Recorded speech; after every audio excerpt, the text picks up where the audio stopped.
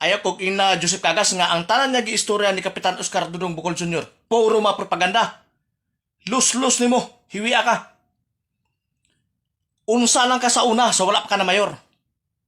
Karon nga na mayor ka, grabe mong pagdato, gumikan sa mong pagpangawat sa kwarta sa tax sa mga tao. Overprice. Kikil ito, kikil diri. Tigbas ito, tigbas diri. Mao nagihimo mong unggoy. Oh, di ba? Tapos mo ka, black propaganda. Unggoy ka. Ikaw, pertin yung paningkamot, ilabi na karon kang imong asawang martir mo, imong panaganon og mayor. Napod, karon nga padayon ang inyong papangawat sa kwarta sa mga katawhan. Luulo ninyo. Nahibalaan na mo, nahibalaan na imuhang kolor, unggoy. May putin mo sampit kag pangalan sa Ginoo, di ka masunog ba? O, diba? Diba? Tanang mga project, tanang mga imong mga project na puro na mga overpriced, puro na imong gipang kikilan, imong gipang tigbasan, tanan. Kisa may tuntuhon mo anong solar. Ang solar panel, pilar katilad na. Diba? Barato na, kabarato na. Samantalang imong solar panel na, imong kuha na, pila katilad, kulang-kulang 100,000. Kada isa. Unggoy ka. Karon mo kag black propaganda. Ikaw ang black propaganda kay ang tanan nimong mga kwan labi nang kuha na imong gibayaran, tanang mga imong nakuhang award, imong mga pinalit. Di ba? Ang mga tao nga miuyon mo katurang mo mga tao manilawgan. Ultimo kay paghatag og ayuda na magali mabutante gali nga dugay na kay butante ng digos. Wa man jud gali katilaw ayuda gikan sa imo bisag isa ka bisis lang. Gumikan sa imong pagkabugok nga manerbisyo. Kay puro pangawat ng imuhang, puro pangawat ng imuhang trabaho. Karon, gusto pong ipadayon ang inyong pagpangawat mo na yung padaganon imong asawang martir. Utot mo. Di mo mudaog. Maniklaro istorya. Kaya di na ninyo mailan ang mga tao. Diba? Di ba gani kami kikatubang ni Kapitan sa una? Kanang mga papel nga naan ni Kapitan, katong mga papel nga mga pirma, kanang tanang mga overprices ng mga project, naan na tanan. O, diba? Ikaw ang klarong black propaganda. Hiwi, Joseph Cagas. Ikaw may klaro. May klaro istorya. Usa ka kakawatan nga pagkatao. Mayor Joseph Cagas, ang imong duha ka empleyado sa Digo City Hall nadakpan sa Shabu.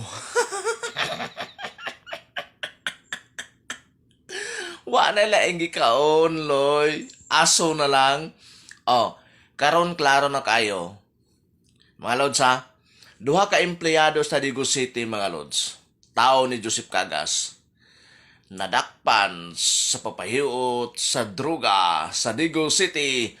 Oh, unsa man mayor, ha? Sa bagay, di naman miangay matingala kay ang Digo City minhab man na sa drugs karon. So, klaro man po kayo, imo ang anak adidik, ikaw pod hiwi adidik pod. Karon konfirmado imuhang mga tao sa City Hall kuso mga on kaso imuhang mga binaran nga mga iro para sa maharlika adik pod kayo kuso po kayo mo kaon og aso puro aso na nadakpan mo ni ang atong latest balita, mga lods, ha? Update na to. Ang duha ka empleyado sa City Hall sa Digos nadakpan sa papahiot sa droga. Timbog ang duha ka mga empleyado unsa kani nga ahensya. Iyan na po din tabunan niya kay unsa pagtabon ani nga kabalo man gid mo nga dali man jud kay magawasa. Wa na pod mapugni sa iyang mga media. Wa agi pulos na imong mga media ni mo diha na Mayor Joseph Cagas, way mga pulos mga media mo, gawas mo gyud. Di na mo madupan ba? Duha ka empleyado sa City Hall sa Digo City nadakpan mga lods sa pagpahiot sa ginadling droga. Duha ka awapod gisultik usa nga department pero duha ka empleyado sa Digo City. Timbog sa pagpamaniga og drugs. Dili safe. Ako lang tamong gipamatatalagsa ra ko musturya ug labaw sa tanan. Ayaw ko nahuna nga inyong amigo. Diri ko na tao, diri ko nagdako.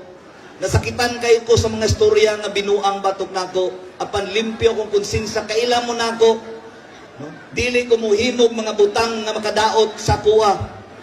Labi na ang pagpatay, dili na ako ang gawi. Kabalo mo, wag yung katagsong bagay, wag yung kasugod panumbag. Kana na noong mupatay o ka, magsugod mo, magpapatay for what reason? Kung sa may akong hinungdan. As what I said, sigurado ko sa akong pagka-politician. Dayon ako'y humble pangutana kay although kabalo ni nga dili tinuod na mga storya nila nga binayaran daw imong mga awards no may nagikan mismo nimo pasabot na yun. Ambot lang asa na sila binayaran day ng SGLG kaupat to pwede day nang bayaran ang DILG.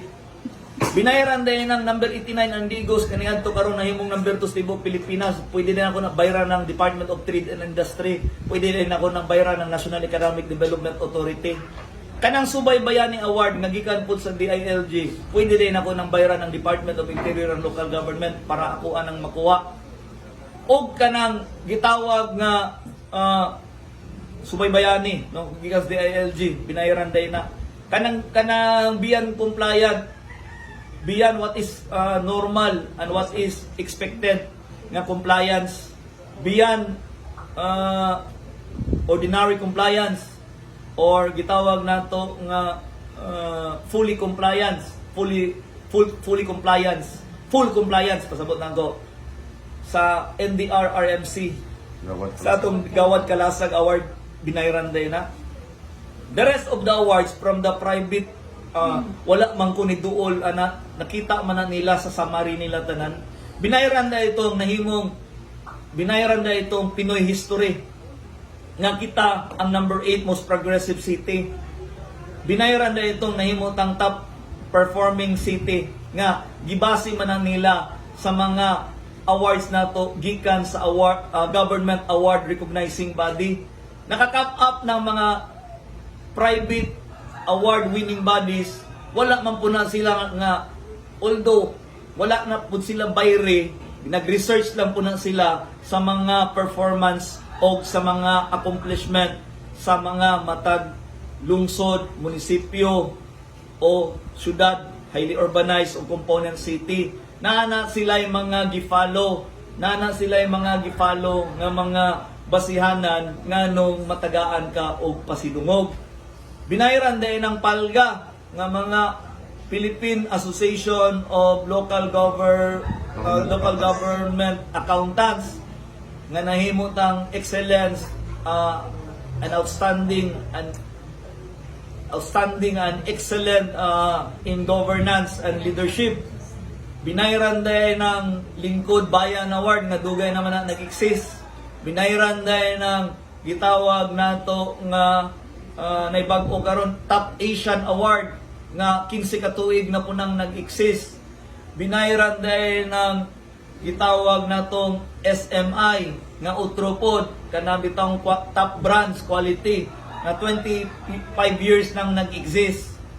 So og bag-o lang no binayaran din natong COA.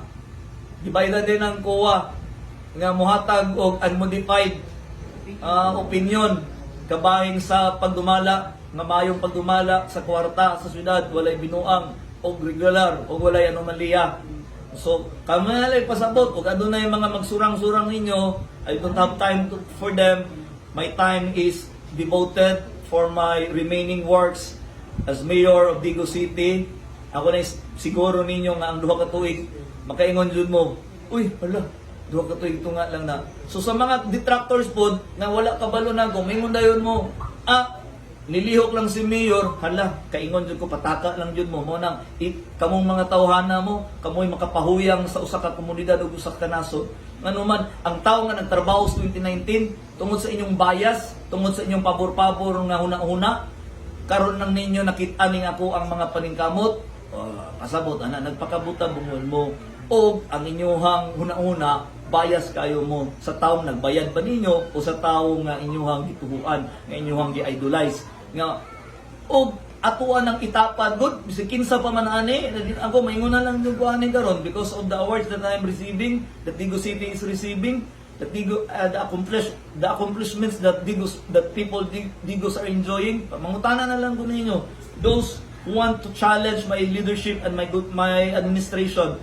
kung sa may part ninyo po, nga mas labaw pa sa nahimo nako sa pagdumala sa Digos City. Those who want to, including sa provincial level, ayaw mo palaban sa nahimo sa inyong amahan, kung sa may nahimo ninyo sa inyong panahon, nga mas labaw pa nga gihimo namo karon. Kung sa may pagpangga nga gihatan ninyo mas maingon mo nga mas mapinanggaon mo sa kuha. Apil na ang mga former mayors diri sa Digos City nga very antagonistic kayo gihapon sa kuha, nga wala ko nang hilabot. Grabe inyong gipangbuhat sa kuha. Dili ko kalimot ana pero gipasaylo na tamo. No kay politiko ra kayo mo. No? Mga banghiitan siguro mo sa inyong profession. I respect your profession, but I know I am more capable of doing good things than you. That's what I declare. May mo mga bugiro ko pero that's the reality and that's the truth. Thank you, Mayor. Salamat. Mga gala, ang ato ang umanan nato nadugong si Mayor Joseph Oniscaga sa kanina no? Ito sa distribution sa bugas o ato pagkabildo sa Makadiot.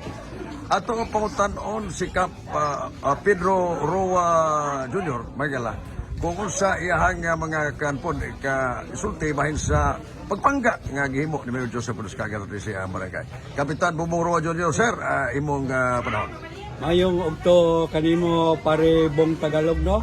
Akong silingan nga kugyan kayo gikan patong una no.